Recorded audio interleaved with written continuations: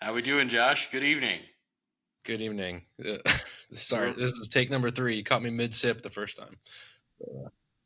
well, it's late. As we keep joking about, it's not even a joke. It's very real. We always have to record these things either late at night because we're two time zones apart, and we got to wait till we get our kids to bed, or we got to do it during nap times. Which I don't know in your house, but my house nap time is like 30% accuracy. So. Um, Yeah, it's good as long as you don't count popping the pacifier in 13 times. Part of it. Yeah. Well, we're recording this. I figure it's worth noting when we're recording these things as we track the progress or descent of democracy. It's April 17th, right? So we're leading up towards Easter. We're in the midst of Passover. How you been doing this week, Josh? I've been doing decently. Yeah. Got some sick kids, Okay. so things are peachy, I guess. uh, I'm sorry if your kid's being sick. I actually feel like busier weeks are better for me. Yeah, if it's busyness that involves either work or family stuff, because when I'm left to my own devices these days, I just get obsessive about the news, and then that gets me super riled up. I've been following this Abrego Garcia case, right? This guy who was administratively error uh, deported to El Salvador, and it just seems like such an unjust thing that it's got me pretty enraged. My wife's had to talk me off the ledge a few times this week in rants about this stuff. So I'm trying to keep the blood pressure low and not get totally obsessive about it all. But hey, he's alive for now. That's He's good. alive. That's Yeah, good news. that's maybe a welcome surprise, I guess. Yeah. Chris Van Hollen met with him earlier this evening. That's not what we're going to talk about specifically tonight, right? But that's kind of a relief. It'd be more of a relief if he could get returned to the United States for some kind of due process. But um, this is the world we live in on April 17th, 2025. So, uh, yeah, I mean, I think, you know, taking it seriously, but also trying to like find some sanity in the day to day is tough. It's a tough balance, and we're going to talk a little bit about that tonight in a different way, I guess. If anything, this is cathartic. So Yeah, and I think what we want to talk about today is, I mean, we've kind of labeled it heroes and villains, and it's really, in some ways, kind of a cultural look at the current state of politics, insofar as how do we, as I mean, human beings, kind of interpret and perceive what's going on around us. And I think this paradigm of heroes and villains is one way, for better or for worse, that we do it. yeah, yeah, and this is nothing new, right? Like there's always been the I think there's a like an innate human craving to see the world in black and white terms, right? And to um, sort things into the heroes and villains, right? Or the old, Western adage, black hats versus white hats, right? Uh, Oppressor versus oppressed, whatever you want to say. But we have this kind of natural inclination to dichotomize the world into these two camps, right? And that has come to dominate our politics in the Hmm. current era. Um, so, what do we mean by heroes and villains in this current era? And I think that when you and I came up with this idea for an episode, we thought of a couple different ways that leaders of the Trump movement, whether it's Trump himself or Elon Musk or JD Vance, have kind of tried to cast this as a story of good versus evil or heroes versus villains. Um, there's that infamous Elon tweet Do we still call them tweets? That's a Do we good question. X posts? Uh, X's. I think they're X. still tweets. I don't know though. I don't know. Um, no, this is it's been labeled by some as the least self-aware tweet of all time. Uh, That's because I've never had a Twitter. sure, sure. I mean, no debate there.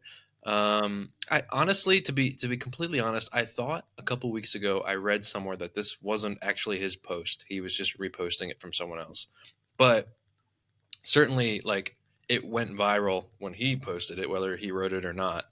Uh, and yeah, it's almost comical how lacking in self awareness it is when you actually read it and see that this guy who's the richest person in the world and seemingly has all the power in the world, uh, is viewing himself as a part of the resistance or a part of the heroes in a lot of these popular culture stories. Um, I mean, to be honest, I haven't seen Divergent. I don't know how many people have, but I think I've seen the rest of them. Yeah, And certainly Star Wars is probably the one that looms largest, right? right. Um, so, for me and for my wife Elizabeth, who is obsessed with Palpatine, uh, there's this strange uh, connection that Elon has made between George Soros, who's this Hungarian Jewish Holocaust survivor billionaire, and Emperor Palpatine. Obviously, as you see here in this quote from I think January of this year, I want to say, yeah, January 4, 2025. Um, sorry, I'm just trying to get my screen back. Technology, it's hard. So yeah, I mean, I think the question we have to start is like, what is the current state of American politics within this paradigm? And we're seeing uh, certainly both sides play this game, right? Hmm. But certainly with the people in power right now, whether it's Trump or Elon or anyone else, there's this inclination to view themselves as these mythic heroes, kind of taking on, uh, kind of wading into the waters of the swamp in a way, kind of taking on this kind of established deep state or academic state or institutional state or the left wing media. They view themselves as these heroes wielding these swords, taking on this kind of established status quo, Yeah, for better or for worse. I think that's the place to start, kind of looking at it from their perspective. yeah, and there's a clear appeal of being the underdog, right, and taking on the establishment, and I think that plays really well in the rhetoric and the attraction of something like the Trump movement, um, because people want to see themselves as kind of the down on their luck hero versus the big glitzy, establishment, whatever that establishment is in their minds, right? Of course, the irony here is that it's some of the richest men in the world framing themselves in this way, and doing it from some of the most powerful positions in the world, right? The leader of the free world is not some loose underdog um, resistance fighter, right? And yet this is how it gets kind of played out, um, in the rhetoric of the Trump movement, I think. And it's worth noting, although I'm sure anyone who's a fan of Star Wars already knows this, but like who is the rebellion or the resistance in Star Wars? It's not the American Empire. It's Hmm. the Viet Cong, going back to the kind of political situation of the 70s when George Lucas is kind of creating this world. He sees the rebels as the Viet Cong facing off against the American Empire at the time. And it was very much a political allegory in that sense. So for Elon or anyone with that much money and that much power, to say they're part of the resistance just doesn't make sense. And it is also, speaking to our last episode on fascism, it is this core tenet of any iteration of fascism, whether European context or American context, to play the victim card and to say, we're the ones that are being oppressed and victimized in whatever capacity, and therefore that makes our heroic quest justified. Yeah.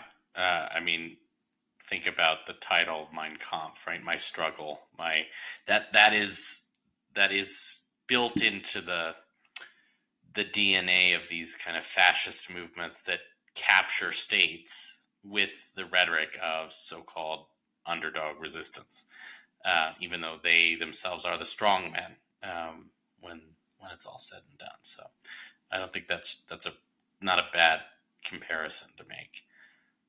Yeah. Okay, so they want to cast themselves as heroes.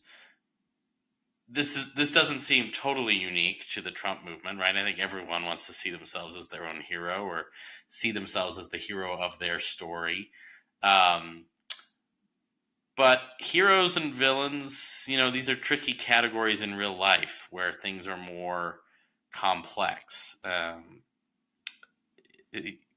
Just the same way that George Soros is not some kind of evil Emperor Palpatine, right? Most people don't fall simply into the category of villains and heroes, uh, and we're both aware of this, Josh, because we've studied a lot of history, right? And we know that history is a lot more complicated than sorting things into good and bad camps, who the good guys are, who the bad guys are, right? So how do historians, or how do you see historians?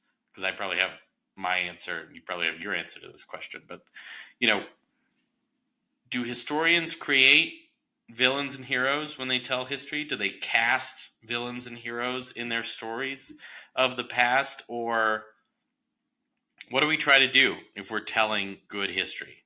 Um, Yeah. I mean, it depends on if we're talking about the present day or maybe the past. mm, Certainly, there's a history to the study of history, right? And for much of, well, let's just keep it relatively recent. For much of the early to mid 20th century, I think the field of history as it was developing did kind of uh, play this great man history, great events history, where there was real valorization of the figures in the past who loom larger than life. The George Washingtons, the Abraham Lincolns, um, and there's certainly merit to that. It's not like I don't think I'd ever totally discredit. Uh, you know, Acknowledging that certain people do play a bigger role in the past than others, and we need to pay attention to that. But in the 60s and 70s and 80s, there is like kind of the move towards more social quantitative history that's more focused on the everyday person. There's the cultural turn, which is, looking more towards like the perception of how do people see the past and interpret the past, and less so about like what are the actual just concrete events and facts, because it often doesn't add up. What's more important, the fact that the 2020 election was not stolen, or the fact that half the country thought it was stolen and acted on that? Um, some people acted on that, right? So there are these shifts in the history of the study of history, kind of away from a great man perspective, and certainly biography as a kind of subfield or niche, subtopic in history, in the study of history. Biographies are not hagiographies. They look at the good and they look at the bad and they look at the ugly, and ultimately present kind of a more complicated but also more accurate, I think, view of whatever their historical subject is. I mean, that's the point of a good biography, right? Just because you might be a fan of Walt Disney and you want to read that book, um, you might go into it thinking this guy's great, but you're not going to come out on the other side, with a kind of uncomplicated, heroic understanding of who he was as a human being. At least that's the point of a good biography that's written in good faith. Yeah. yeah. Well, and uh, I, yes, I think that's a great rundown of kind of how our approach to so-called great man history has shifted over time. And yet, you go to Barnes and Noble today, this is my counter argument always, when we talk about heroes and history, you go to Barnes and Noble today, and the best selling books in the history section are almost always these biographies of people like Winston Churchill or Teddy Roosevelt or George Washington or whoever, right? Um, and I think there is still an appeal to kind of the personhood of the past in that way. And I think these so-called great men, or we can throw great women in there too, right? Uh, can be a way that an average reader or an average thinker or an average history lover can access the past through a personality, right? And because it can be really, I mean, I've read dry history books that are, let's say, a social history of the Great Awakening, and it's like, man, there's hardly any people in that book, right? And it's really hard to kind of sink your teeth into, okay, so what are people doing here, and what are everyday people thinking, right? Whether it's the leaders or the common people, you don't get that impression if you strip all of the personality away and you leave just like the research and the historical theories and the frameworks. And so, I'm still a fan of the narrative history. I'm still a fan of the storytelling. And I'm still, this is a little outdated of me, but I think great men history, or great people history, let's call it, right, can be a window into the past in a way that a lot of other things aren't, right? And so starting your talk of the American Revolution with someone like George Washington or someone like Abigail Adams can be a really good way to understand how people are kind of thinking through that crucial era. Um, I don't know. I still think you've got to have humans in the story, because if you don't, we might as well be a social science. And that anyone who's listening should know that I think social science is boring. But yeah. Yeah. I mean, I think we probably disagree there to a certain extent, but your point is well taken. And it's also just worth acknowledging some very simple facts about you and me, right? Like, I didn't decide to take Michael Chester Weber's Age of Discovery class my freshman year at Gettysburg College because I was reading the Communist Manifesto in high school. I took it because of The Patriot. I took it because of Gladiator. Yeah, yeah. I took it because of Troy. All these historical blockbusters from the late '90s, early 2000s that I was allowed to see, or maybe saw, even though I wasn't supposed to watch them at a very impressionable age. Right? I Yes. mean, like Yes. that's the genesis of an interest in history. I'm right there with you, right? Like, the Davy Crockett phase in America happened in the 1950s, but in Big Prairie, Ohio, it happened when Johnny was 6 and wearing a coonskin cap in the backyard, right? And so, I, my, I'm I'm an early American historian largely because of the heroes I thought I liked when I was 6 and 7 and 8, whether that's Daniel Boone or Tecumseh or Davy Crockett. And then, yeah, I mean, Last of the Mohicans didn't hurt. The Patriot didn't hurt, to kind of push me that way. And then, you have your obsessions. I mean, Josh and I both went to Gettysburg College, uh, and we were both history majors in Gettysburg. I was drawn because of the Civil War connection. Josh was drawn because he lived down the street. But uh, I think, the Civil War is a draw to that same kind of exciting blockbuster type history. And I remember the chair of our department at the time, Josh. I don't know if you ever took a class with him, but he told me one time. Well, he asked me why I wanted to be a history major, right? And I told him, like, well, I've always liked the Civil War. And he kind of rolled his eyes, right? And he wasn't a Civil War historian. And he said, well, we all kind of start life as Civil War buffs, and some of us mature beyond that point and study other parts of history, and some of us never do, right? So this is not a knock to anyone listening who does Civil War stuff, but I thought that was kind of a funny way. But it's about these entry points into historical study, right? No one gets into history at a young age because they're really interested in the complex historiographic questions that animated the Industrial Revolution, I don't think, right? But they might get into it because of a history movie they've seen, or because their dad takes them to a battlefield, or because their mom takes them to a museum, or because they read some, you know, lame kid's biography of George Washington chopping down a cherry tree or whatever. And that's what hooks you, right? And so I think heroes and villains are part of that, right? This idea that you need those heroes to kind of pull you in a way, or, you know, the anti-hero, the villain that attracts you to the study of the past. So it's not weird that we have to grapple with this in history, just like we have to grapple with it in real life. Um, but I think we have to be cautious when we get so so partisan that we see the entire other side as the villains in our own drama, right? And that's where we're at now. Yeah, and I think the question, like for the study of politics, is it feels more extreme. It feels more partisan now than at least ever before in our lifetimes, going back to the 1990s. Uh, but like, is it? I guess the question is it really more extreme now than in the past? Like, are there other examples in at least American history where like this sense of political polarization between two sides, and it is a question of just the two party system that we've had for most of American history. Is this a unique moment, or are there other examples that we can draw from? Okay, so I'm going to say something, and you might disagree with it. Even I don't think that the political polarization itself is unique. I think that the actions right now in the government are unique and uniquely dangerous to our constitutional order.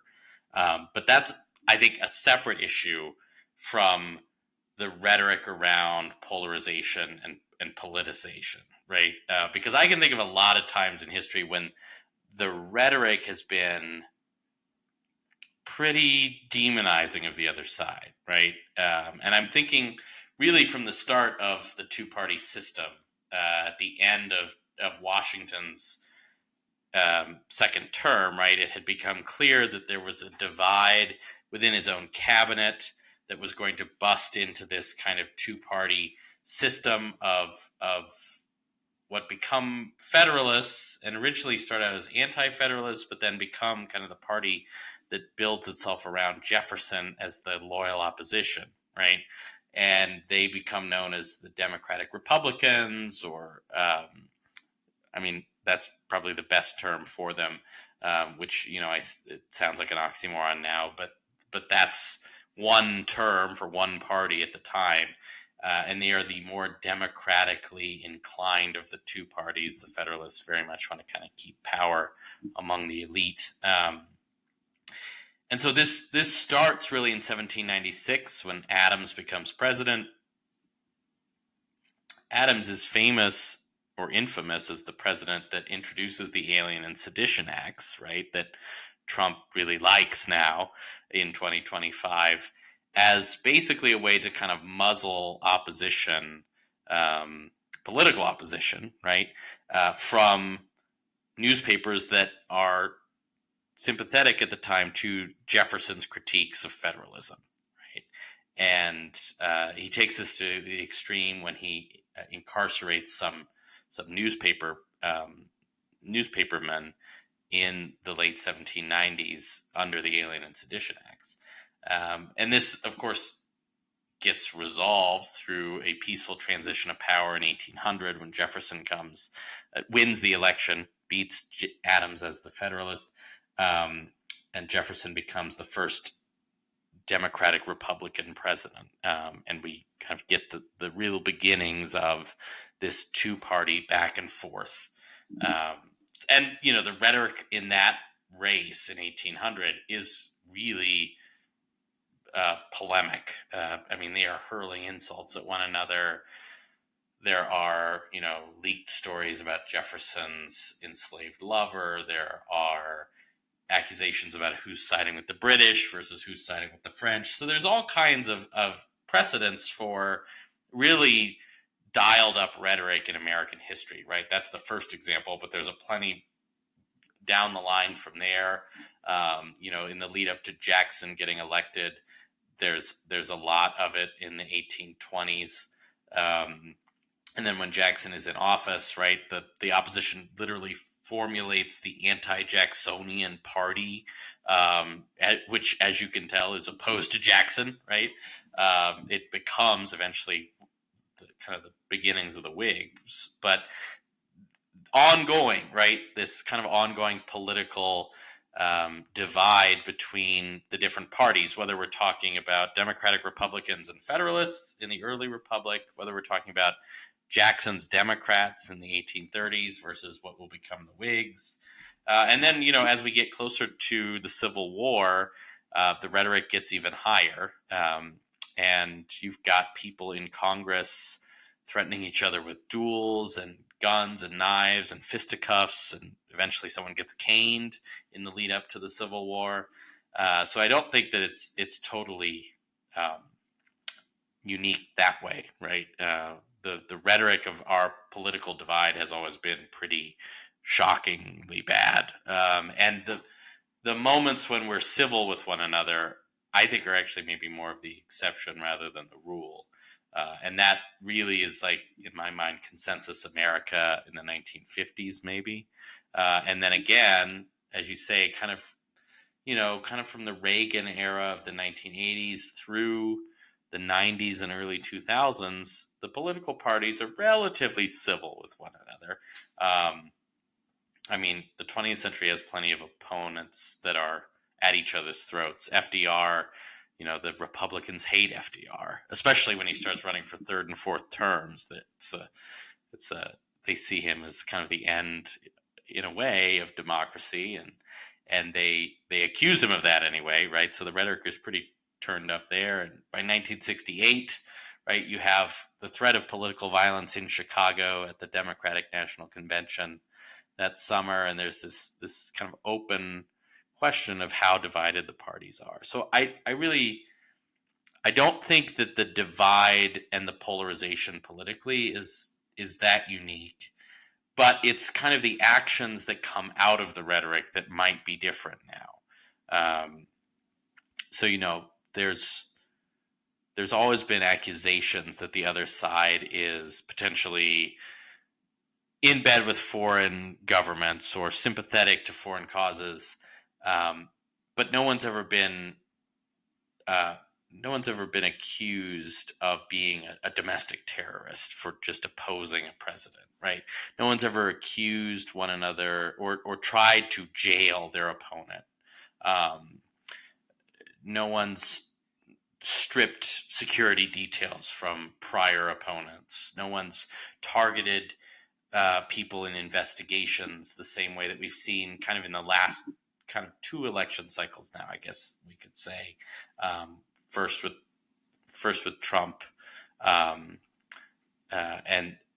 as kind of the one being investigated from 2020 to 2024, and now Trump clearly kind of dialing this up in a punitive way now that he's back in power.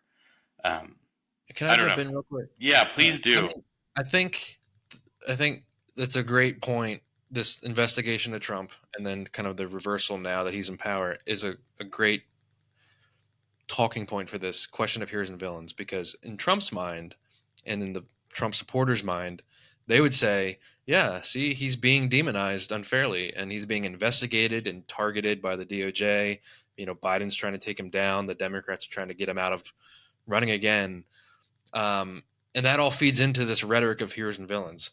Uh, I do think the truth matters, obviously, but the common denominator in Trump being investigated for alleged crimes that he may or may not have committed, and then Trump kind of going back, doing the reversal, and attacking the people who did those investigations, the common denominator there is Trump, Yeah, yeah, and it's a topic for another conversation about the idea that he was guilty of every single thing he was accused of doing.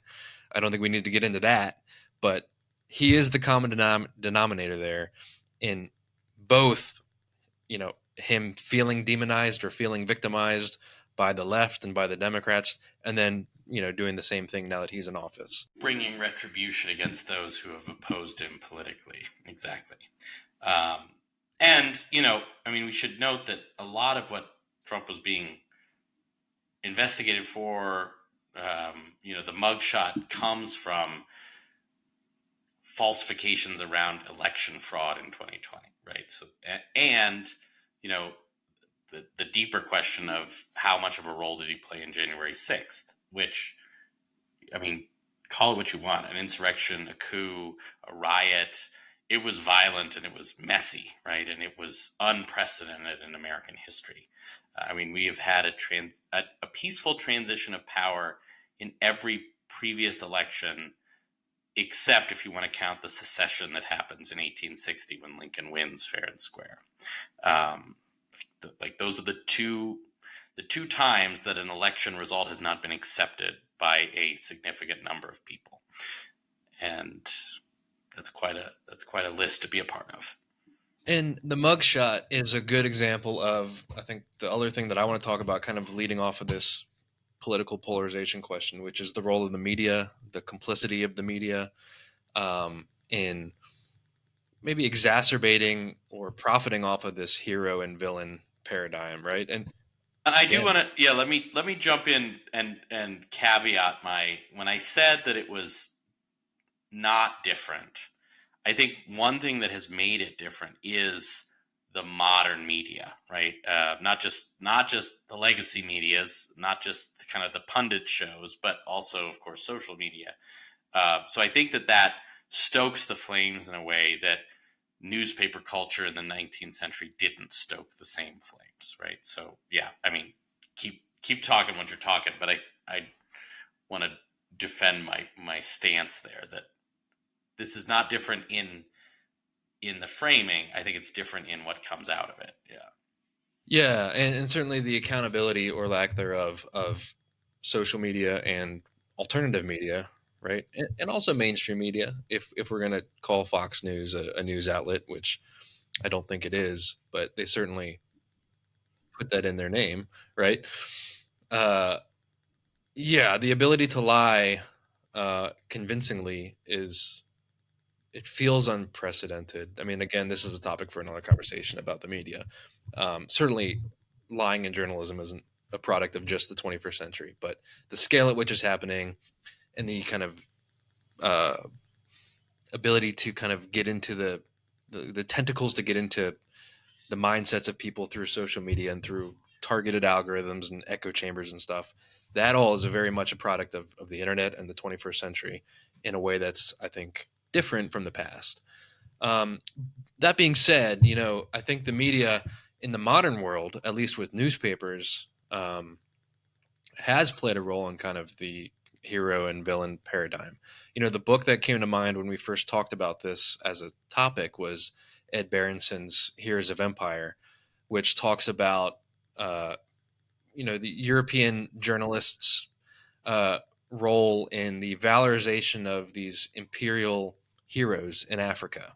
The Charles Gordons of Britain, the Jean Baptiste Marchands of France, um, and the history there is both technological and also cultural, right? So the technological advances of the rotary press, of railroads, of telephones, in enabling a kind of cheap and widely disseminated newspaper to be read all over Europe.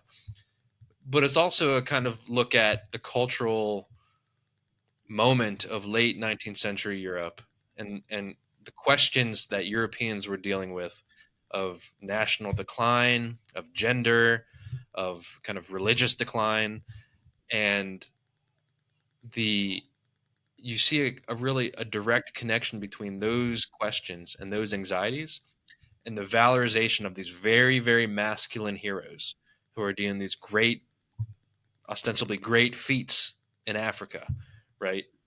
And so it's not new, right? Like this valorization of these great men or great women of these feats. Certainly, in an American context, uh, the role of Hollywood the role of celebrity and celebrity culture, that is intrinsically tied to politics. My advisor Steve Ross has written a book on it's called Hollywood Left and Right.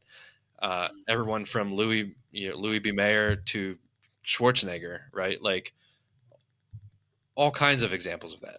Well, and Trump plays this up, right? He knows how to be a good showman, right? And so when you sign executive orders on day one of your new inauguration, and then you toss the pens out into the crowd, I mean, this could be Oprah Winfrey's talk show. This could be a WWE fight. It could be The Apprentice, or it could be apparently the inauguration, right? And Trump knows how to make a show of it. He's very good at that. It's what he started. I mean, he was a celebrity through The Apprentice. Reality show. That's where he gets so much of his traction before he ever becomes politicized, and so he has those skill sets to kind of blend celebrity status, Hollywood showmanship, and politics all into kind of this trifecta that apparently appeals to slightly over a majority of Americans, right? Yeah. Yeah, he certainly values the image over the substance. I mean, I'm thinking of that behind the scenes conversation that we've now come to know about him and Fauci, where Fauci basically crosses him and says, like, actually, that's not true what he's saying about COVID and the vaccines. And then thinking Trump was just going to destroy him behind the scenes after he stopped the press conference. And Trump was very happy. He's like, this is going to make for great TV. Yeah, Like he understands the image and the power of the image and the yeah. power of the media. Well, Um, he said the same thing after the Zelensky encounter this time, right? As soon as the cameras stopped rolling between him, Vance, and Zelensky, he said, "This is going to be entertaining, right? And this is going to draw views, and this is going to make for great TV." And so he knows that these images captivate, right? Whether they captivate out of admiration or they captivate out of horror, he knows he's either the villain or the hero to almost every American's political story in 2025.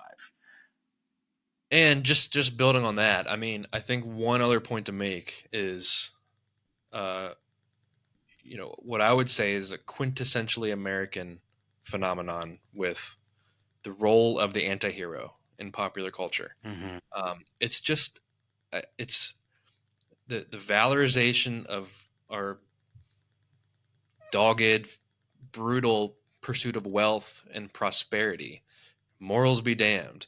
I mean, we have that figure in all kinds of American popular culture. J.R. Ewing in Dallas, Tony Soprano, Walter White. Donald Trump plays that role, and he knows, and a lot of his supporters would acknowledge, like he's a kind of a despicable, moral human being. But Yeah, we almost have this uh, inability to look away when seeing how far he can go. yeah. And I'm a frontier guy. It's the Western trope too, right? It's this morally ambiguous anti-hero rides into town. Is he going to clean up the villains? Is he going to become a villain himself? Is it going to be both of those things by the end of the Western? And so, yeah, I do think it is this perverse. Um, I mean, the cliche is it's a train wreck you don't want to look away from, but in a way, you're kind of following his character arc, right? It feels like you're dying to find out how villainous he can become, or how, if you're in the MAGA crowd, how heroic he can become, right?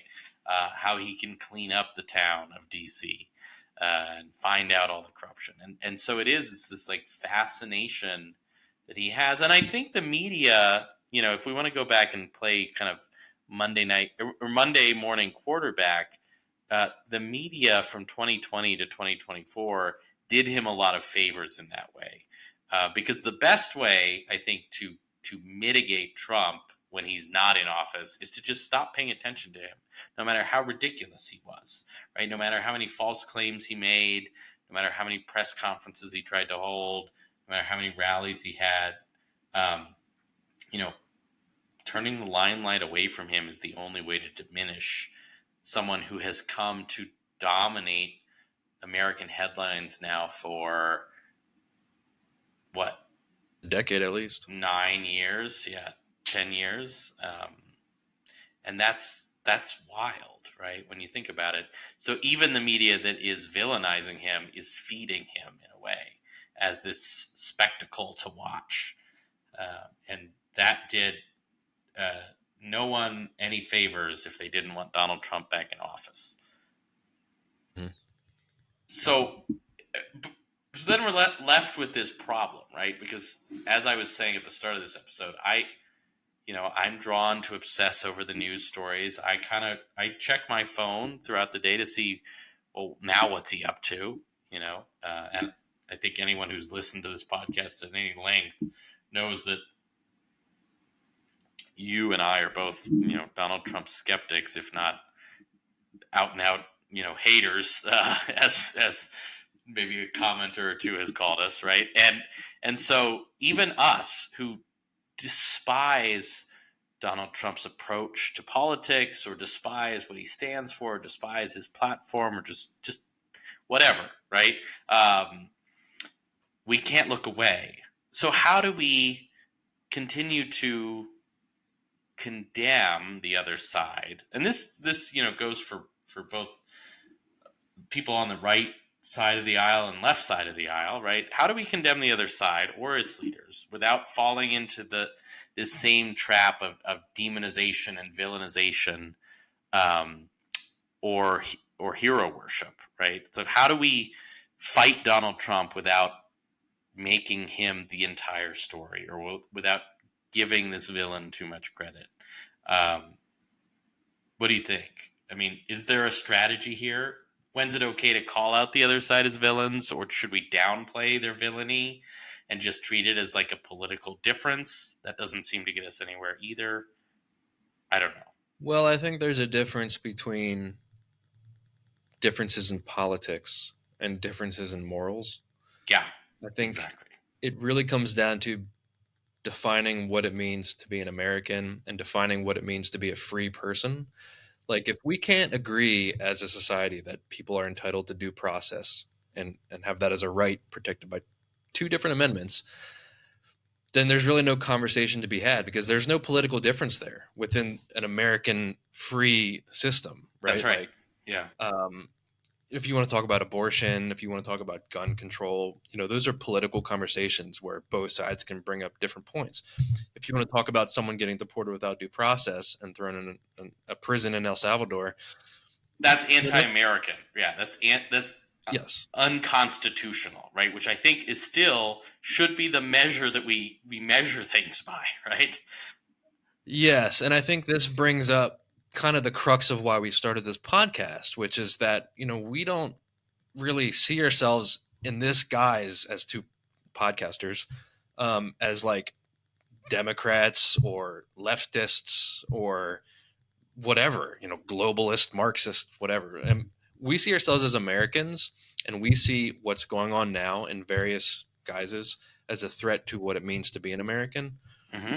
And to me, actions that feel un-American feel villainous. And that's not to say America is a perfect nation. Certainly, we'd be the first to tell anyone that, like, having studied the American past. But at the same time, we're citizens of this country. We want to see our country live up to its highest ideals. And to see so much activity in less than 100 days fly in the face of everything it means to be an American feels very villainous. So it's tough to blame Elon Musk for calling George Soros Palpatine and then turn around and say, well, but actually, like, I feel like they are villains. It's tough. It feels a bit hypocritical, and yet I'm going to stand by it because I think it's true. Yeah. I think it's true. I don't think George Soros is this evil globalist Jew who's, has this cabal of people trying to like infiltrate, institutions. That's just a reiteration of kind of the Nazi rhetoric about Jews from World War II. I do think it's true that a lot of what's going on in the past 100 days is fundamentally undermining our American system. Yeah, we should have a general bar to agree on, right? that we believe in free and fair elections. We believe in the U.S. Constitution. We believe in the Bill of Rights. We believe in due process. We believe in the three branches of government, right? And if someone on the other side is saying, no, we don't believe in those things anymore, then, that's self-identifying as a villain, right? I'm yes, I think that at that point, that's when civil debate has to break down, because we're no longer dealing with a political question. We're dealing with a moral question.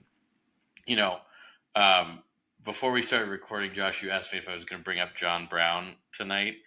Uh, I didn't think I was going to, but this actually seems relevant, at least as a teaser, right? Um, so John Brown, right, this kind of radical abolitionist that turns violent in Kansas in the 1850s. And the way I always try to explain John Brown when I teach this to history students is that basically what happens in the 1850s is the debates about slavery go from being a political question for some, for most people in America at the time, white people, um, to being a moral question. And when it becomes a moral question for people like John Brown, who are the radicals of their day as far as white abolitionists go, that's when bloodshed happens, right? And I hate to be a prophet, because I don't think historians make very good prophets usually. But if what we're saying is true, and we are kind of veering off the rails of political differences, and we're veering into moral differences, between whether someone thinks it's right to disappear someone to an El Salvadoran prison, even though they're not a criminal, or even if they are a criminal, if they don't have a trial.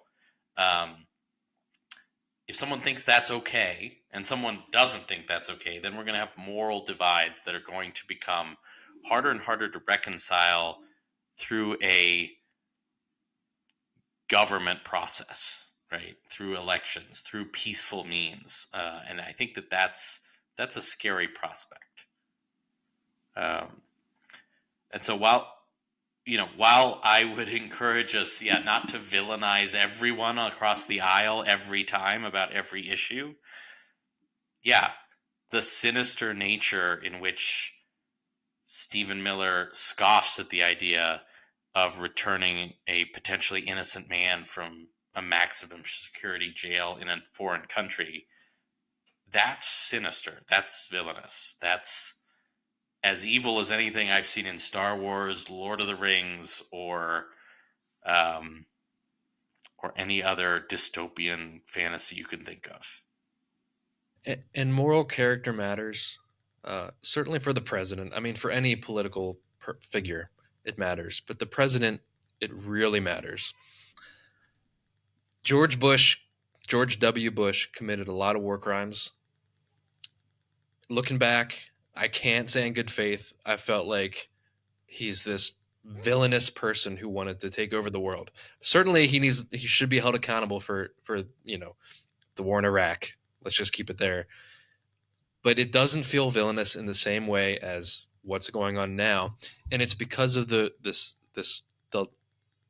cruelty and the seeming joy and relishing of these actions. I mean, to watch that, I didn't think I'd ever see anything more important than the Zelensky Oval Office meeting, and yet we see And the then one we with did, yeah. Miller, and it's like they're joking about this stuff, They're and talking it's about a man's life, right? They're talking about a man's life who is married to an American citizen, has a baby, and was deported despite court orders not to deport him. And they even admitted, right, in court that, oh yes, this was a clerical error. He should not have been sent to this maximum security terrorist prison in El Salvador. And yet they seem to have no intention of fixing that error and fixing this man's life. And just the utter the flagrancy of the cruelty on display, I think, is what makes this uniquely villainous in American history. And we could probably think of other examples. maybe even former presidents that would have rejoiced like this at kind of their enemies' punishment, but there's not that many, right? And it didn't stream into our TVs in real time when you watch it, and I think that probably does make a difference as well. I don't know. And It, and it and just seems, going off the last few days of like what's been announced coming out of the White House, you could make an argument that we ourselves are acting as domestic terrorists just in speaking about yeah, the Abrego Garcia matter in this way.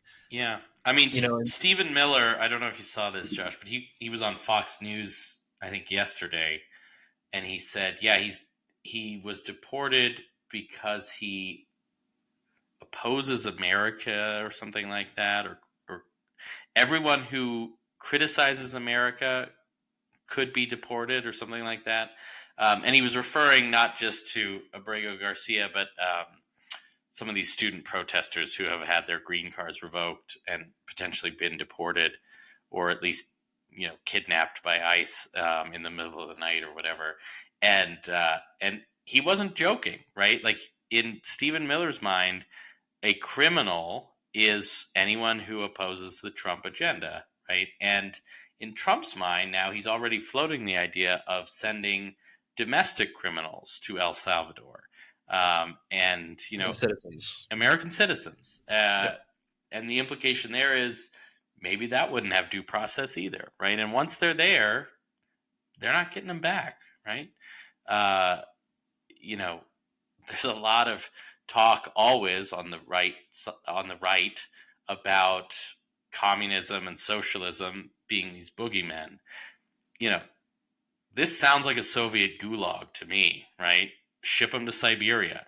Get your political adversaries out of the way and put them somewhere they can't get back from, right? And just because you're paying some El Salvadorian strongman to do it for you doesn't make it better. Um, and so, yeah, I think this is pretty sinister and pretty villainous. And I think we can call a spade in that case.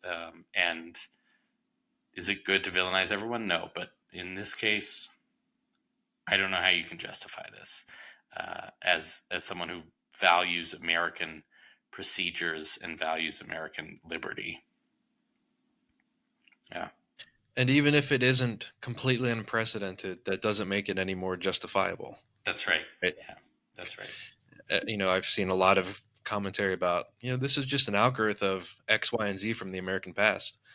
Yeah, Okay, that doesn't make it right. We that should doesn't still make it right. oppose this. Yeah, yeah. I Yeah, don't. Yeah, I don't think we should let ourselves get so jaded because of what we know the CIA has done elsewhere, or because we know of what we've done in internment camps or you know Indian reservations or whatever. I think you're right that at the end of the day, we're better off as a society, we're better off as a nation when we hold ourselves to the higher ideals, right? Of what we aspire to be as a constitutional republic. And when we become jaded enough or sinister enough or cynical enough to ignore those higher ideals, that's when we get in trouble. And so, yeah, I'm going to keep calling out this villainous activity, and I think everyone should. So, yeah. So what are we talking about next time? well, we're going to tackle another bear of a topic, I guess. This phrase Christian nationalism keeps coming up, right? And I think a lot of MAGA folks own this label and see themselves as Christian nationalists, and so we're going to tackle that, right? I've been thinking a lot about heroes and villains this week, leading up to this. I was thinking about biblical heroes and villains leading up to this. I made the pithy comment to you, Josh, that maybe Trump is our King Herod. I'm happy to get more into that next time, but I think in general we're gonna tackle that, which will be a beefy topic, I think. So we'll try to keep it short and succinct, but there's a lot to unpack there. So we'll do that next time. Yeah. And I just also want to if you're still watching at the whatever it is, plus 50-minute mark. Again, we're on what episode? This is like episode 9. So if you're still watching, thank you very much. It means a lot. This is very cathartic for us, even if no one watches. But the fact that people are watching really kind of helps motivate us to keep doing this, and we're very grateful. Yeah, and we hope that it's, cathartic for you too. I mean, it's super helpful for me to just know that there are other people that are reacting to these things and still being shocked by these things. I think it's important to continue to be shocked and horrified by the worst of these things. Um, because once it becomes normalized, the game's over. Um, so thanks for tuning in, and thanks for talking, Josh. Yep. Sounds good. Okay. Bye.